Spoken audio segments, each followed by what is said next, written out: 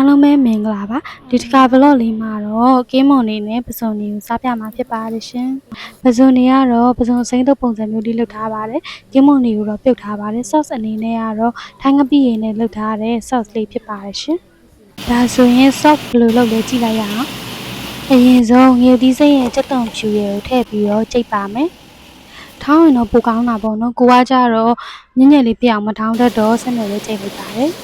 ပြီးသွားရင်ထက်မြက်နှစ်ခဲထည့်ပါမယ်။တံမြာသီးတွေလည်းညှစ်ပြီးတော့ထည့်မယ်ပေါ့နော်။ကိုကတော့ချင်းချင်းလေးပြအောင်တံမြာသီးတွေအများကြီးသုံးထားပါတယ်။ပြီးသွားရင်တကြားထည့်မယ်။ငွန်ပြာရည်တစ်စုံလောက်ထည့်ပါမယ်။ဒါကတော့ main ပေါ့နော်။ထိုင်းငပိရည်လေးထည့်ပါမယ်ရှင်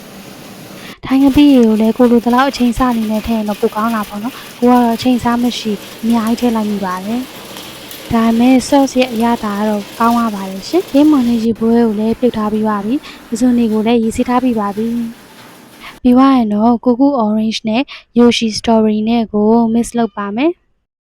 အရင်ဆုံး no strawberry လေးထည့်လိုက်ပါမယ်ပြီးသွားရင်တော့ orange အအေးလေးထည့်ပါမယ်ရှင်တချို့ blogger တွေနဲ့ထိုင်းရလူတွေတောက်တယ်လို့မျိုးပေါ့နော်ကိုလည်းအအေးကိုရောဆက်ပြီးတော့တောက်ကြည့်ရပါတော့တော်တော်တောက်လို့ကောင်းပါတယ်အယောင်လေးကလည်းချစ်စရာလေးကဲအခုဆိုရင်စစားပါတော့မယ်ရှင်ကင်းမွန်ရဲ့ရေပဝဲရဲ့ပစုံရဲ့အကင်တွေရဲ့ဖြစ်ပါတယ်ကင်းမွန်လေးဝါတိချမြင်ရပါမယ်ရေပဝဲကတော့ပြုတ်လိုက်တဲ့အချိန်တော့လေအရန်ကြုံသွားတဲ့အခါကျဒီထဲမှာတော်တော်လေးရှာယူရပါတယ်အရန်သိရတယ်ပေါ့နော်အတူအမြုပ်အနေနဲ့ကတော့တခွားသီးရဲ့ဆလတ်ရွက်ရဲ့ခရမ်းကျွတ်သီးရဲ့သုံးထားပါတယ်ကဲဒါဆိုရင်စားဖို့အတွက်ကိုအချင်းရည်လေးတွေလောက်ထည့်လိုက်ပါတော့မယ်ရှင်ဆက်ဆက်လေးစားချင်တာမို့လေအချင်းရည်တွေကိုလည်းတခါတည်းလောင်းထည့်လိုက်ပါတယ်ပြီးသွားရင်တို့စားဖို့အတွက်လည်းခြံထားပါအောင်မယ်ရှင်ကဲဒါဆိုရင်စစားလိုက်ရအောင်အရင်ဆုံးအေးတောက်ပါမယ်ရှင်ကဲဆက်စချင်းမှာတော့စီပီချောင်းလေးစားပါမယ်ရှင်ဒီတစ်ခါမှာတော့အချင်းရတော်တော်စားလို့ကောင်းပါတယ်အစအရှိရဘလော့တွေမှာပေါ့နော်ကိုငါးပလာတူစားတော့ဆိုရင်လည်းအချင်းဖြော်တဲ့အခါမှာဒီထိုင်းငပိရေမသုံးမိဘူးပေါ့နော်ကိုကရိုးရိုးငပိနဲ့ပဲလုပ်လိုက်တဲ့အခါကျတော့အဲ့လိုမျိုးအရသာတော့ကောင်းမြင်မယ်လေဒီရဲ့အရသာကိုတော့မမီဘူးပေါ့နော်ဒီမှာじゃထိုင်းငပိရေသုံးထားတဲ့အခါကျတော့လုံးဝအဆက်အဟက်တဲ့တယ်ပေါ့နော်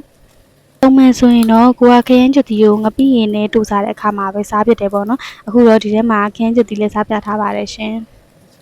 တကယ်တော့လေပစုံဆိုတာလေးစိန်ထားမယ်ဆိုရင်ပိုပြီးစားလို့ကောင်းမှာထုတ်လေးနဲ့ဖြစ်နေမှာပေါ့နော်ကိုကတော့ရေပဲစေးထားနိုင်တဲ့အခါကျနည်းနည်းပျော့တွဲလေးဖြစ်နေရပေါ့နော်ဒါမဲ့အချင်းကြီးလေးကအရန်စားကောင်းနေတဲ့အခါကျတော့ပေါ့နော်ဒီပစုံပျော်တွဲဖြစ်တာလေးဖုံးရပါတယ်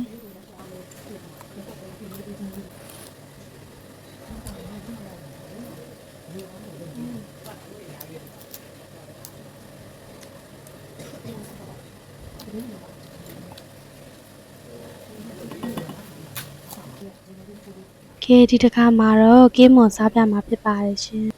စားကြပါအောင်ရှင်သူကလေအရန်မာနေတဲ့ခါကျတော့ဖဲ့ရတော်တော်လေးကိုအားသုံးလိုက်ရပါတယ်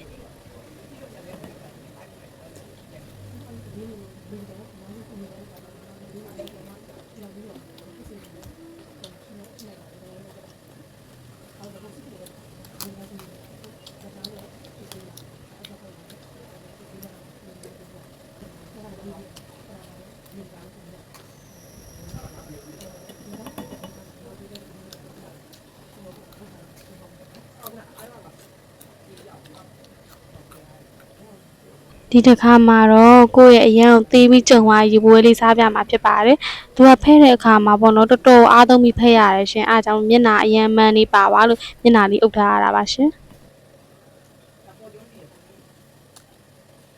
ကိုကရေပွဲနဲ့ကင်းမွန်ဆိုရင်တော့ပေါ့နော်ရေပွဲကတော့အရင်ကတိတ်ပြီးစားတိစားထားမရှိဘူးရှင်။ဒါပေမဲ့ဒီကစားကြည့်လိုက်တဲ့အခါမှာတော့ကင်းမွန်တန်နည်းနည်းလေးပူကြိုက်သွားတယ်ပေါ့နော်။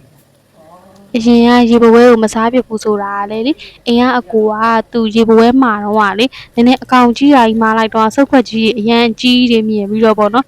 အဲ့ဒါကြီးတွေကြည့်ပြီးမစားရရနဲ့မစားဖြစ်ခဲ့တာပါအားကြောင့်မလို့ဒီ vlog လေးထဲမှာပေါ့နော်ရေပွဲအကောင်သေးလေးနဲ့တုံးပြီးစားပြထားပါတယ်ရှင်အစားနေရပြီဆိုရင်ကိုကအရန်စားကောင်းတဲ့ခါကျရင်ကိုရဲ့ရုပ်ကအဲ့လိုပြုံးစစ်စီနဲ့ဆက်ပြီးဖြစ်နေရပါတော့နော်အချင်းရဲမှာကိုငရုတ်တီးထည့်တာလေးလည်းနည်းနည်းများသွားပြီးတော့ပေါ့နော်အချင်းစမ်းတဲ့နေရာမှာလည်းများသွားတဲ့ခါကျတော့မျိုးလုံးတွေပါစားနေနဲ့ဆက်လာတာပေါ့နော်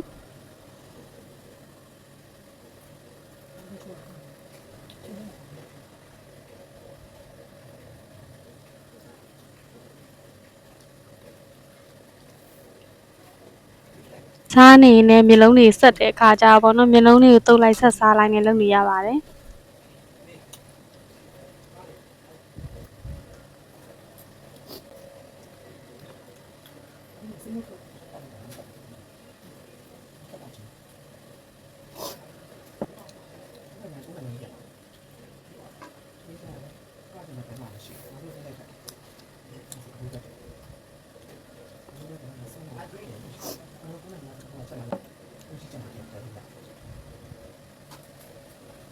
အရန်ဆက်လာတဲ့ခါကျတော့အေးအေးနဲ့မနိုင်တော့လို့ရေပါတောက်ရပါတယ်ရှင်ဒါဆိုရင်ဆက်စားလိုက်ပါမယ်